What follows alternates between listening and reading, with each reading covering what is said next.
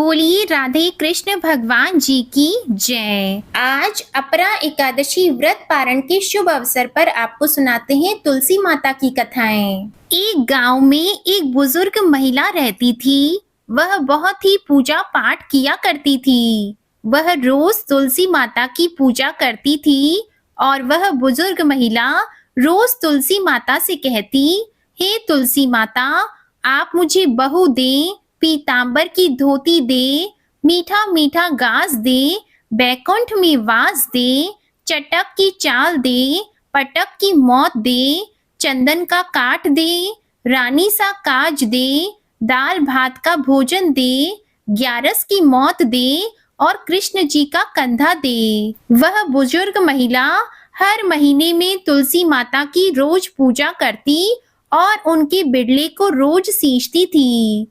तुलसी माता बुजुर्ग महिला की बात को सुनकर धीरे धीरे सूखने लगी।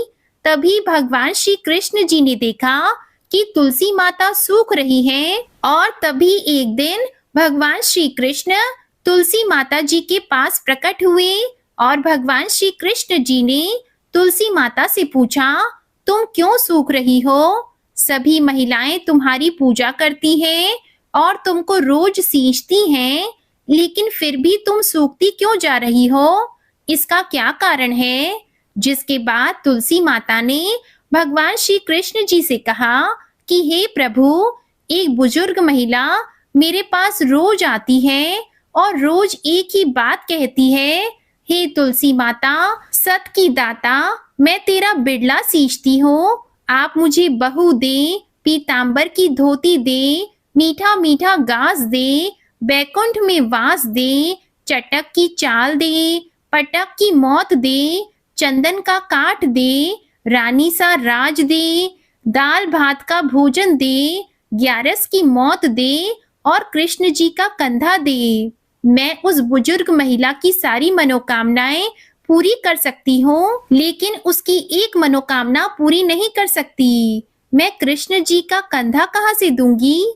भगवान श्री कृष्ण जी तुलसी माता की बात को सुनकर जोर जोर से हंसने लगे और फिर भगवान श्री कृष्ण जी ने तुलसी माता जी से कहा कि आप चिंता मत करो, जब वह बुजुर्ग महिला की मृत्यु होगी तब मौके पर मैं और आप ही कंधा दे देंगे।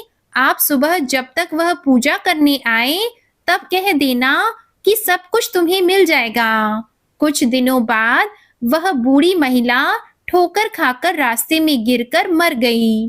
पूरे गांव के सभी लोग आए और उस महिला को सभी लोग धर्मात्मा मानते थे। उसको तुलसी जी की डोकरी कहते थे। उसके परिवार में कोई भी नहीं था, इसलिए गांव वालों ने ही उसके अंतिम संस्कार करने की योजना बनाई और उसे नहलाकर जब बैकुंठी पर बैठाने के लिए उसे उठाने लगे तो उसके मृत शरीर इतना भारी हो गया था कि उसे कोई उठा भी नहीं पाया।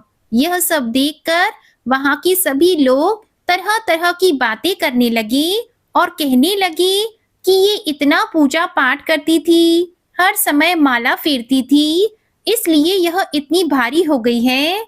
वहीं पूरे गांव में यह चर्चा होने लगी कि डोकरी माई कोई भक्ति नहीं करती थी, यह छल कपट करती थी।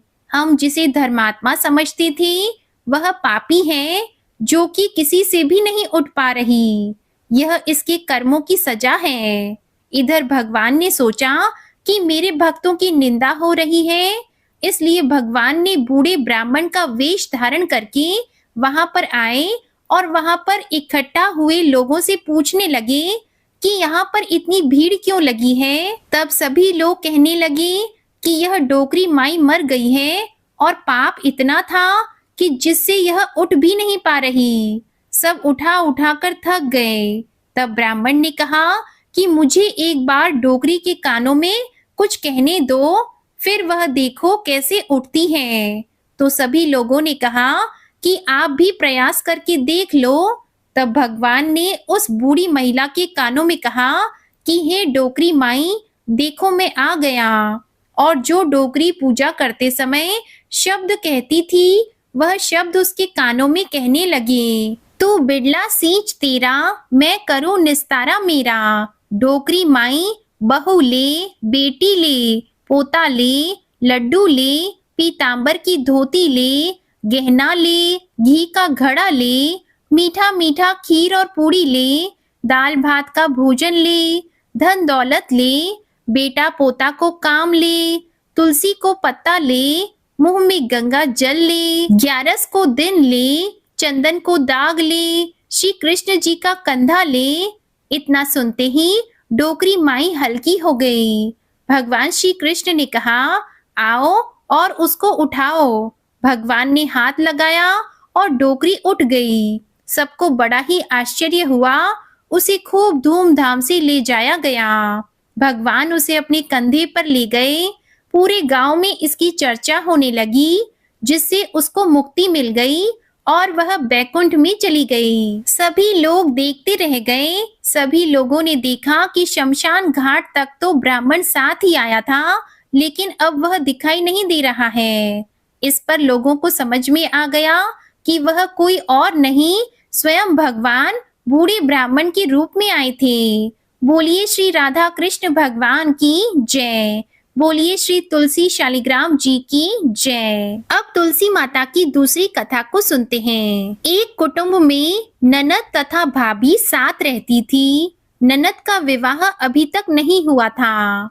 वह तुलसी के पौधे की बहुत सेवा किया करती थी, लेकिन उसकी भाभी को यह सब बिल्कुल भी पसंद नहीं था। जब कभी उसकी भाभी को अत्यधिक क्रोध आता, तब वह उसे ताना देते हुए कहती कि जब तुम्हारा विवाह होगा तो मैं तुलसी ही बारातियों को खाने को दूंगी और तुम्हारे दहेज में भी तुलसी ही दूंगी।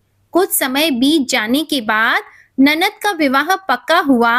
विवाह के दिन भाभी ने अपनी कथनी के अनुसार बारातियों के सामने तुलसी का गमला फोड़ दिया और खाने के लिए कहा।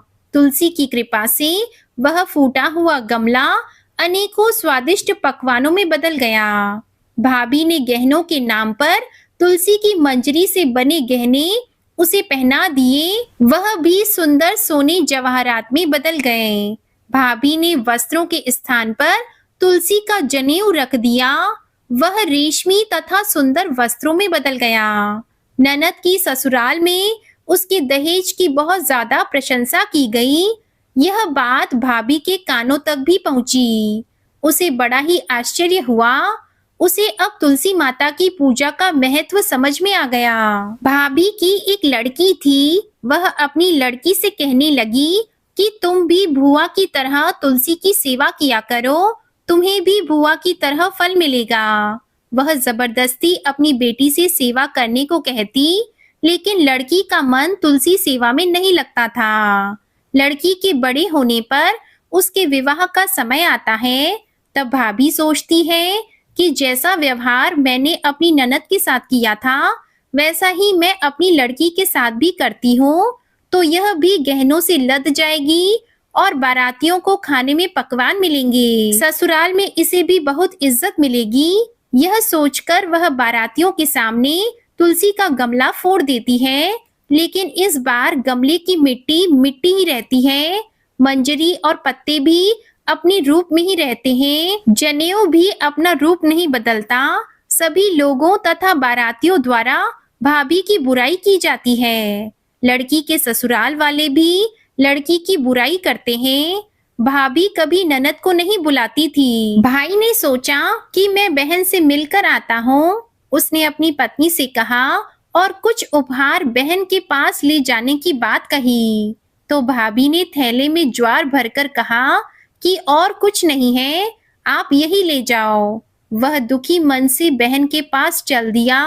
वह सोचता रहा कि कोई भाई अपनी बहन के घर ज्वार कैसे ले जा सकता है। यह सोचकर वह एक गौशाला के पास रुका और ज्वार का थैला गाय के सामने पलट दिया। तभी गाय पालने वाले ने कहा कि आप गाय के सामने हीरे मोती तथा सोना क्यों डाल रहे हो। यह देखकर भाई को बड़ा ही आश्चर्य हुआ और उसने सभी हीरे मोती तथा सोना वापस अपने थैले में रख लिया। भाई ने सारी बात अपनी बहन को बताई और बड़ी खुशी खुशी उसने सारे हीरे मोती और जेवर अपनी बहन को दे दिए। दोनों भाई बहन एक दूसरे को देखकर अत्यंत प्रसन्न हुए। हे तुलसी माता, जैसी कृपा आपने ननद पर की, ऐसी ही कृपा सभी पर करना। बोलिए श्री तुलसी शालिग्राम जी की जय। बोलिए श्री लक्ष्मी नारायण भगवान की जय। आपको ये कथाएं पसंद आए तो इस वीडियो को लाइक करके चैनल को जरूर सब्सक्राइब कीजिएगा और बेल आइकन भी प्रेस कीजिएगा। साथ ही कमेंट में राधे कृष्ण भगवान की जय भी लिखिएगा।